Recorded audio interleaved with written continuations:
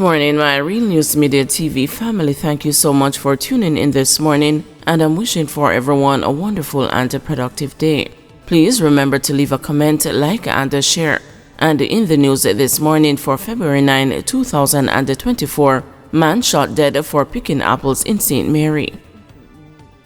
A man was shot dead and another narrowly escaped injuries after picking apples in Belfield Pen, St. Mary Thursday afternoon.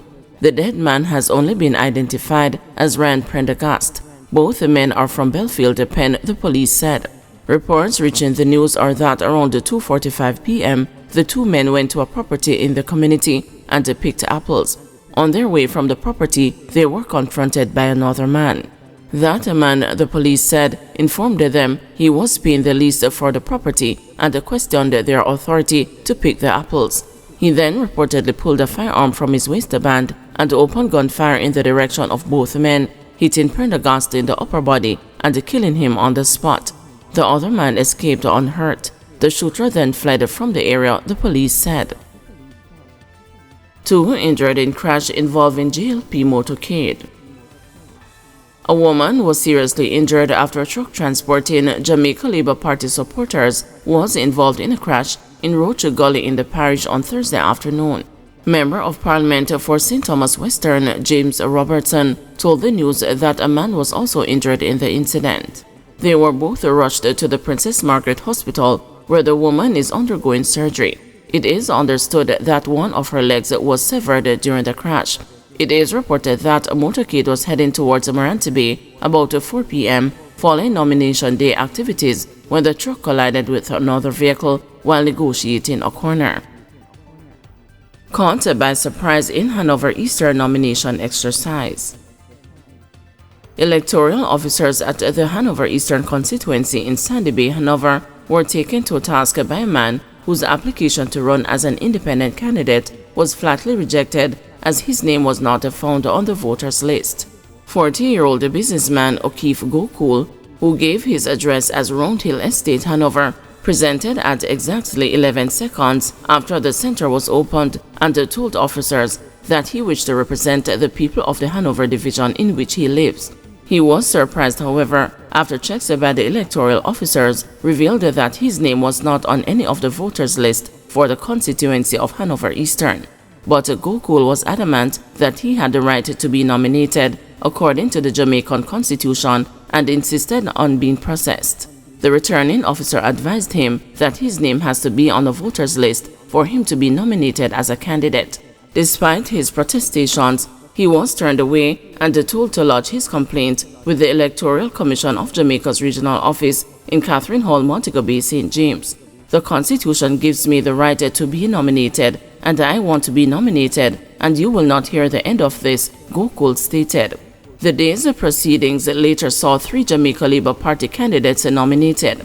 They are Kadeen Miles of the Chester Castle Division, Devon Brown of the Hopewell Division, and Orlando Anderson of the Sandy Bay Division.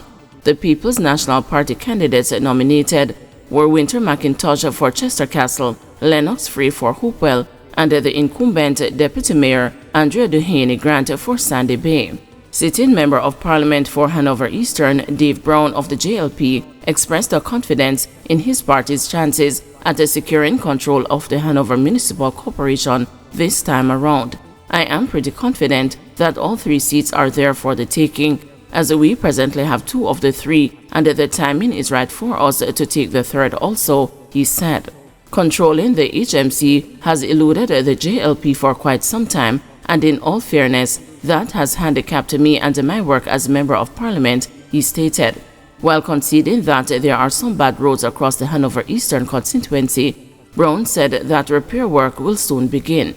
Meanwhile, Andrea Perkis, the aspiring PNP candidate for Member of Parliament for Hanover Eastern, who was out in support of her candidates, said the main task would be to get the party supporters out to vote on election day.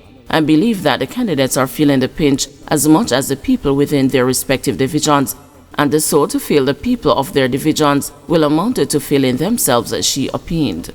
She was confident of the chances of the party's 3 candidates. So our PNP candidates are local, they live in their respective areas, they go home to their division daily.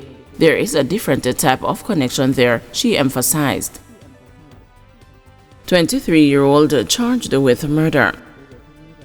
23-year-old Jadane Henry, a resident of Slipe Road in Kingston, was arrested and charged for the 2023 murder of Johnny Bondfield, the police have confirmed.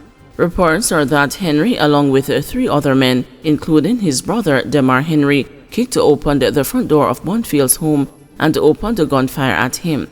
It is further reported that armed men robbed a woman who happened to be at the premises of her Samsung cell phone and made good their escape.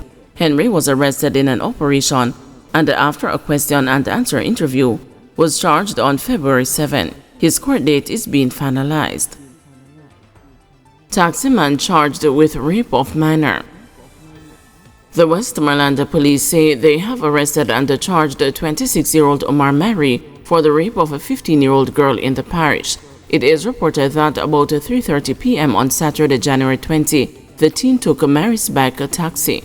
It is further reported that while transporting the teen to her destination, Mary allegedly took her to his home where she was assaulted.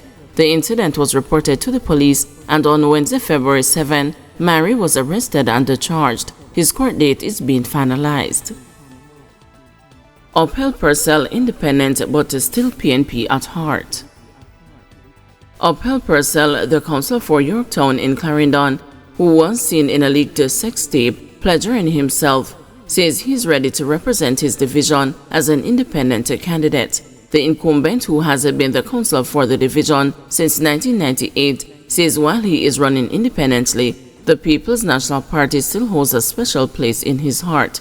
Currently, I am running independently, but I am still a strong supporter of the People's National Party, and that will not change. I am the PNP, and I will continue with the PNP. That will not change, he said. Purcell sent shockwaves across Jamaica in March 2023 after he was identified as a person in the leaked sex tape. He maintains that he is the victim of a cybercrime as the tape was shared without his permission. He has since resigned from the PNP following what he described as a pressure from party members. I believe what has happened to me was not fair, it was not honest. And the Member of Parliament, Luthan Cousins, and others who stood up against me should not have done that because I did nothing wrong, Purcell said. The councillor of over 25 years says he is looking forward to continuing the great work he has been doing in his constituency. Media barred from nomination center. Despite approved instructions from the Electoral Office of Jamaica, Natalie Thompson, the returning officer for St. James West Central, barred members of the media from photographing candidates during the nomination process at Catherine Hall Primary School on Thursday morning. After instructing a young woman to close the door on the media gathered outside, Thompson took further action by threatening to close the windows. This forced the videographer and the photographer to resort to alternative measures. I don't want to have to lock the windows on you. Please don't point your cameras through them, she told the media without offering an explanation for her stance. The Jamaica Labour Party's council candidate, Rena Forbes, running in the Mount Salem division, was being nominated when Thompson closed the door. Jovian Kerr of the Granville division and Dwight Debo Crawford of the Spring Gardens division were among the candidates being nominated at the time when the media were denied filming or photography. Thompson's stance persisted into the late afternoon, even as the People's National Party's Michael Troop of Granville, Warren Murray representing Spring Gardens, and Kerry Thomas of the Mount Salem division were being nominated. In contrast, candidates nominated at the St. John's Methodist Church Hall on Duke Street faced a different situation as the returning officer adhered to the regulations.